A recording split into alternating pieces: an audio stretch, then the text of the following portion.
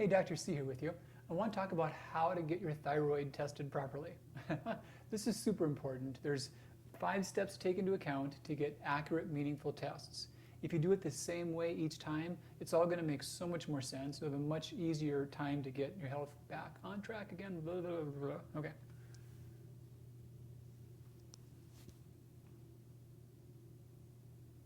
Hey, Dr. C here with you. I want to talk about how to accurately test your thyroid. So this is super important. I've seen countless times to where people have been just pulling their hair out and trying so hard to get things to work right with their thyroid scores and their symptoms.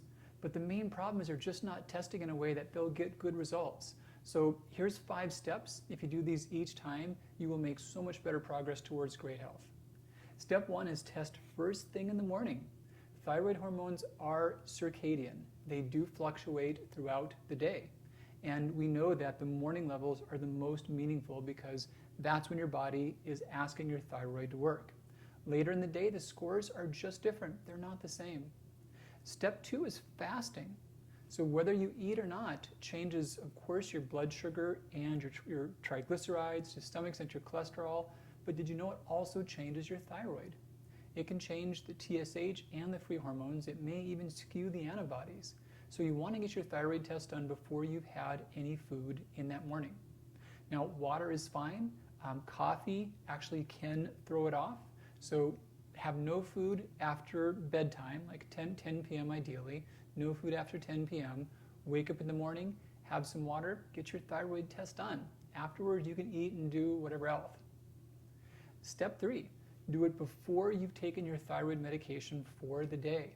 This one is super important. Your levels of T3 and T4, they elevate for a few hours after you take your pill, and they stabilize before you take it. So if you take your tests after you've taken your pills, you'll get completely goofy readings on your T3 and T4. Some people ask, but don't I want to know how my medicine is working? You do, and your medicine works over a 3-month average for TSH, over a 1-week average for free T3, and over about a 2 to 3 week average for free T4. T3 does have an absorption curve. That's not the same as its metabolism. Its metabolism is based on how you eliminate T3, and we see that by the trough, by the low reading. So you want to check before you've taken your pill for the day. Super important. Step 4, do this before you've taken any other pills. Any other antacids, heart meds, vitamins, supplements, you name it, they could be affecting your scores. So along with not taking your thyroid before the labs, don't take other pills before your labs that day too. Get it before that, just water. Okay, step 5. Now, your menstrual cycle. This only applies to women who are having regular menstrual periods. If you're breastfeeding, nursing, if you're a guy, if you're a menopausal woman, if you're perimenopausal, your periods are erratic, none of this applies.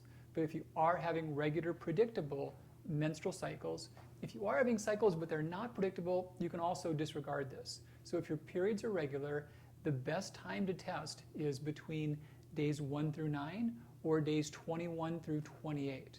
So days 10 through 20 are not very accurate for your thyroid levels because you've got more thyroglobulin present. Now, day 1 is the first day of your menstrual flow. Day 28 will be the last day of a normal menstrual cycle. If your periods are a little longer, a little shorter, that's okay. The main thing is that day 10 to day 20, that's a no-fly zone. Those are days in which your thyroid scores will not be accurate. So please watch these 5 steps each time you check your thyroid, and you'll get good baseline data. It'll make so much more sense.